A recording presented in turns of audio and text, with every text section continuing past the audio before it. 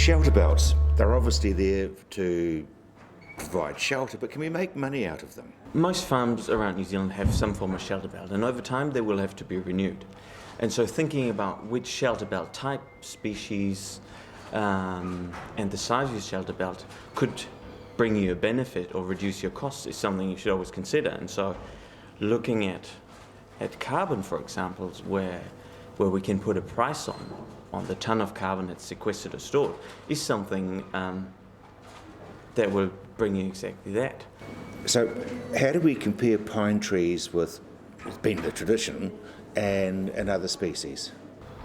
Well, you'd have to look at the whole shelter belt. So you've got the tree biomass, the trunk, the branches, the leaves. You've got herbaceous biomass at the bottom. You've got coarse woody debris, and then you've got the soil. And to quantify the carbon, you'd pretty much measure the tree, the dimensions, you estimate the biomass, then you get a carbon figure, which is roughly 50% of a tree's biomass. You literally have to pick out all the herbaceous biomass, weigh them, dry them to get the carbon content of the plants and the leaf litter. And then with the soil, depending on how deep you want to look, you take a big soil sample and then you measure the quantities of carbon, and that gives you a total figure for a pine species, for example. You do the same with natives. And then you've got a rough idea of how much carbon you got in the tree, and then you can upscale it to a shelter belt or then per hectare. That sounds very complicated, really. I mean, who's doing it and why? Well, I did it. I spent 3 years looking at exactly that. And it's not really complicated, because the great thing with the tree is you've got it right in front of you, you can touch it. So you measure it, you weigh it, you send it to the lab. Some of the soil has to go to special machines to do the measurements, but ultimately it's fairly straightforward. And in the end, it's just a simple add up and you've got a sum. So how do natives compare to what's been used traditionally? So at least in Canterbury, the traditional one is pine trees. And natives have only been coming in for the last, let's say, 10 years, where very keen farmers would plant natives. And so far, they're doing almost the same thing. I mean, it's obvious that the bigger the tree, the more carbon you store. But overall, I've found that both natives and pine trees range between 110 and 130 tons of carbon per hectare. And the interesting bit is that when it comes to the soil carbon component, it's actually the natives that have almost 10 tons more. So we're talking roughly 35 to 45 tons of carbon per hectare under natives. And so the natives are actually working for you? Yes, they're working for you. And even more interesting, on average, the natives that I looked at were 7 to 10 years, whereas the pines were 25 to 30 on average.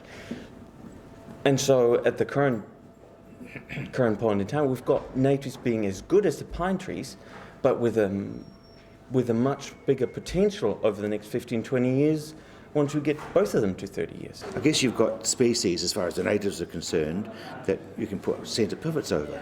Yeah, so that's the other problem with sort of further intensification and bringing irrigation on your farm is the pine trees, you can't just chop them at 2 metres, whereas with natives you quite often have the option of choosing scrubs and more bushy species in terms of the shelter belt mix, so you can run an irrigator over it, and at the same time you don't lose the biomass, you don't lose the carbon that you would when you clear the pine shelter belt.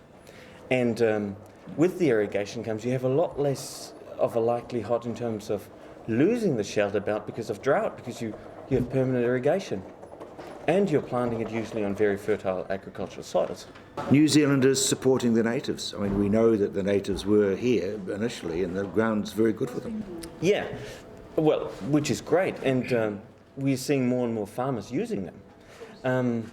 Not just because it's a public pressure, but I think they're also realising that there's quite a benefit in using the natives rather than just pine trees that their fathers and grandfathers have used.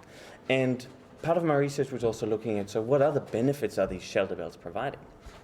And the interesting bit was when you compare pine shelter belts and native shelter belts do a huge amount of extra work for you for free. So it's not just the carbon that they do, but the amount of invertebrates and their activity and the microbial activity under the shelter belt is at least twice, if not 3 times higher on average right across the Canterbury Plains. So natives are the thing? Well, we don't have to change farming from one day to another, but most shelter belts will come to a point where they have to be cleared, especially the exotic ones.